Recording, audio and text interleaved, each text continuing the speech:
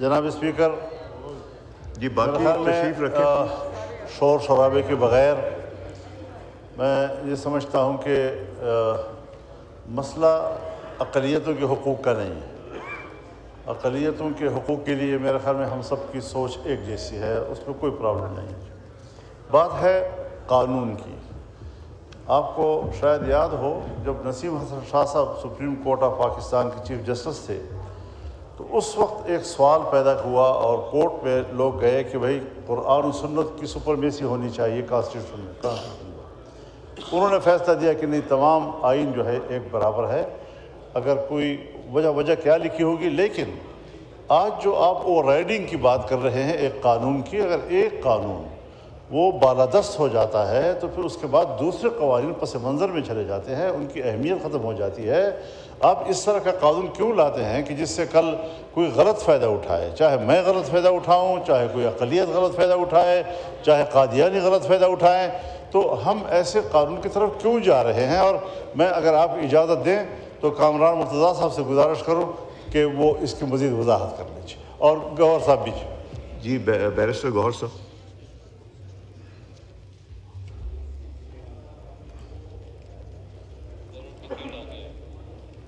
گوہر صاحب آپ کی سیٹ کہاں ہے؟ آپ ادھر ہی کھول دیں، ادھر کھولیں میں.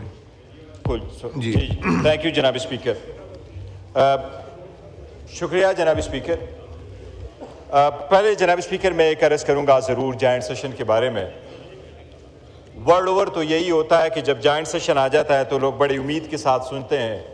2-4 دن پہلے اس پہ بڑی ڈسکشن ہوتی ہے کہ جوائنٹ سیشن میں کس قسم کی قانون سازی آ رہی ہے. ہمارے ہاں یہ ہے کہ آئین 2 قسم کی قانون سازی کی یہاں اجازت دیتا ہے جوائنٹ سیشن میں. ایک وہ جو آرٹیکل 70 اس کو کور کرتا ہو جناب اسپیکر، اور دوسرا وہ جو آرٹیکل 75 کور کرتا ہو.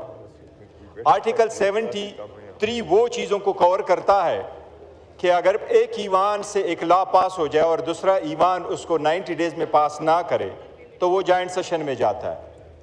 آرٹیکل 70 یہ بھی کہتا ہے کہ اگر ایک ایوان دوسرے میں جا کے امینڈمنٹ پاس کر دے تو اس کے ریکویسٹ سے وہ بھی جوائنٹ سیشن میں جائے گا.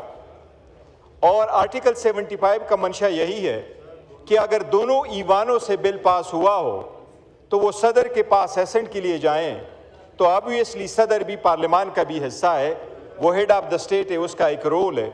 وہ اپنا ایسنٹ ود ہولڈ کر سکتا ہے اور فار ریکنسیڈریشن وہ متعلقہ سیشن کو کورٹ کو پارلیمنٹ کو بھیج سکتا ہے.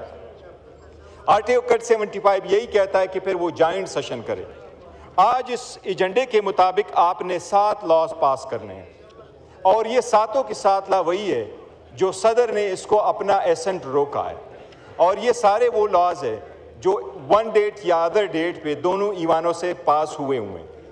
اس لیے اس ایمان کے لیے یہ ضروری ہے کہ پہلی بات تو یہ کہ صدر جو اس کا ایک حصہ ہے، کس بنا پہ اس نے اپنا ایسنٹ روکا تھا، وہ اس پہ ضرور بحث ہونی چاہیے. جناب اسپیکر، اس میں 3 لاز ایسی ہیں کہ شاید وہ تو پرانی ہیں 2023 کو، لیکن باقی لاز ایسی ہیں وہ سارے 2024 اور 25 کی ہے. جو مائنارٹی سے ریلیٹڈ لا ہے، ہم چاہتے ہیں کہ ایسی قانون سازی ہو. مائنارٹیز والے بھی ہمارے بھائی ہیں کہ ان کی پروٹیکشن ایسا ہو جس طرح ہمارا ہو. دنیا میں کوئی کنسیپٹ مائنارٹی کا لفظ آئین نے کہیں بھی نہیں لکھا ہے، مسلم اور نان مسلم کا رکھا ہے. وہ ایکول ہمارے سٹیزن ہیں، ان کے ہر حال میں رائٹس پروٹیکٹ ہونے چاہیے. لیکن اسلام کے خلاف کوئی قانون سازی نہیں ہو سکتی. آرٹیکل 8 بڑا کلیئر ہے ان کا. یہ جو لا ہے اس کے ایک مرتبہ پاس ہوا ہے ایک ہاؤس سے 29 اپریل کو، پھر پاس ہوا ہے 12 مئی کو. جناب اسپیکر، یہ پہلے بھی ایک بڑا کنسرن رہا تھا جس میں ہم نے کمیٹی میں بات کی تھی، قادیانیوں والا ریلیشن. جناب اسپیکر، یہ قوم، یہ ملک، یہ پارلیمان متحمل نہیں ہو سکتی کہ ایسی قانون سازی ہو جائے جس سے عوام میں یہ اضطراب بڑھ جائے کہ مذہبی بنیادوں پہ کچھ ایسی قانون سازی ہو رہی ہے جس سے لوگ غلط اس کو انٹرپریٹ کر سکتے ہیں. اس لیے بہت ضروری ہے کہ اس پوائنٹ آف ویو پہ میں یہ عرض کروں گا، ریکویسٹ کروں گا کہ نہ صرف یہ کہ ذہین بحث کرے مولانا صاحب، بٹ میری ریکویسٹ ہوگی علامہ راجہ ناصر صاحب بھی اپنی رائے دے دے، تاکہ یہ ایک مذہبی پوائنٹ آیا ہوا ہے ابھی پارلیمان میں، لاسٹ ٹائم ہم نے یہ ریکویسٹ کی تھی جب قادیانیوں والا ایشو آیا کہ ایون اس کو ان کیمرہ کنسیڈر کرو کہ باہر یہ بات نہ جائے کہ جی کس نے کس طریقے سے ووٹ دیا اور کھل کر اس پہ بحث ہو. تو مائنارٹیز کی رائٹ ہر صورت پروٹیکٹ ہو لیکن قانون سازی آئین کے مطابق ہو. اور قادیانیوں کا ایشو بڑا سیریس ہے, اس پہ کہا جائے. مولانا صاحب کی یہ بات بالکل ویلڈ ہے کہ اس میں جو کلاز لکھا گیا ہے سیکشن 35 میں, notwithstanding anything contained in any other law for the time being in force, اس کا مطلب یہ ہے کہ یہ لا اگر یہ سیکشن اس حال میں رہے تو اس لا کو سپریمیسی حاصل ہو جائے گی اوور اینی ادر لا انکلوڈنگ. یہ جناب منسٹر صاحب نے ضرور فرمایا کہ اس میں ہم نے یہ ذکر نہیں کیا کہ notwithstanding any judgment of the Supreme Court, لیکن جناب اسپیکر جب سبسیکوینٹ لیجسلیشن آ جاتی ہے اور جس میں اس قسم کا کلاز ہو پھر یہ لا پریویل کرے گا دین کی سپریم کورٹ کی ججمنٹس پریویل کرے گی. اس لیے ضروری ہے کہ اس میں ساری سیراز. راجہ ناصر عباس صاحب.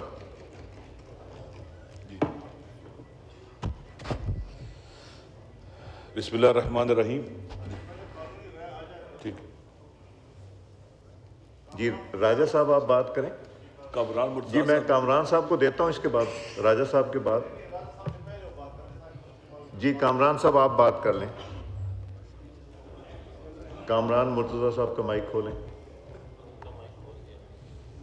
ان کی کون سی سیٹ ہے وہاں؟ تو وہ عالیہ کامران صاحب ہیں, وہ کامران مرتضیٰ صاحب نہیں ہیں. وہ سیٹ ان کو نہیں دے رہی ہیں. سر میں بیٹھی ہوں.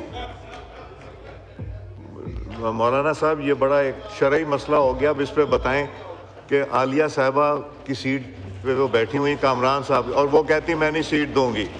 آپ تشریف رکھیں, یہاں مائک کھول دیں. کامران صاحب اس کے اوپر فردر ڈسکشن ڈیبیٹ ہوگا ہاؤس میں. اس پہ جو ہے نا جوائنٹ سیٹنگ میں میری حالت کا اندازہ لگایا جا سکتا ہے.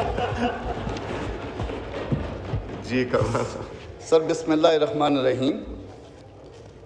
سر JUI پاکستان اس بل پہ جب بات کرے تو یہ تاثر کم از کم ہرگز نہیں دینا چاہتی کہ ہم اقلیتوں کے حقوق کے مخالف ہیں. باوجود ایک مذہبی سیاسی جماعت ہونے کے ہم ان کو اپنے جیسا شہری سمجھتے ہیں, مگر اس کے ساتھ ساتھ ایسا بھی کوئی تاثر نہیں دینا چاہتی یا ایسا بھی کوئی لیجسلیشن جو ہے وہ یہاں سے نہیں جانے دینا چاہتی جس سے یہ تاثر ہو کہ شاید جو ہے میجارٹی اس سے کمتر شہری ہے یا باقی قوانین جو اس سبجیکٹ پہ بن چکے ہیں اور جس کا اثر کسی نہ کسی حوالے سے موجود ہوتا ہے اس اثر کو کم کیا جا سکے.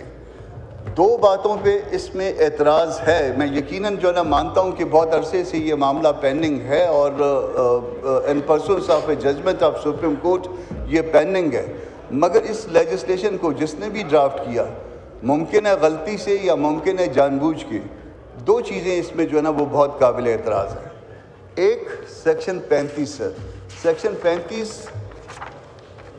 اس کو اگر ذرا دیکھیں گے, پہلے اس کو سیکشن 1 کو دیکھیے گا کہ this act shall be call the National Commission of Minorities right act, اور اس کو اب سیکشن 35 کے ساتھ ملا کے پڑھیے گا کہ act to have overriding effect. The provision of this act shall have effect notwithstanding anything contrary contained in any other law for the time being in force. اب اس کا اثر کیا ہوگا سر جب آپ اس کو کر دیں گے؟ تو ہوتا یہ ہے کہ جو ریسنٹ قانون سازی ہوتی ہے یہ اس وقت یہ ریسنٹ ہوگی. آج اگر یہ فرض کریے یہ ساؤتھ سے اس جوائنٹ سیٹنگ میں پاس ہو جاتا ہے اور صدر اسینڈ کر دیتے ہیں تو یہ ریسنٹ ہوگی, اور اس کا اثر یہ ہوگا کہ اس سے پہلے جتنی لیجسلیشن ہو گئی ہے یہ اس کے اوپر اوور رائڈنگ افیکٹ رکھے گا, اس کے اوپر فوقیت رکھے گا. تو فوقیت میں وہ جو اینٹی قادیانی آرڈیننس 1984 کا ہے اس کے اوپر بھی اس کی فوقیت آ جائے گی. عدالتوں میں ایک ایسی بحث شروع ہو جائے گی, ایسا مسئلہ شروع ہو جائے گا جو ہم سب کے لیے پرابلم کریٹ کرے گا.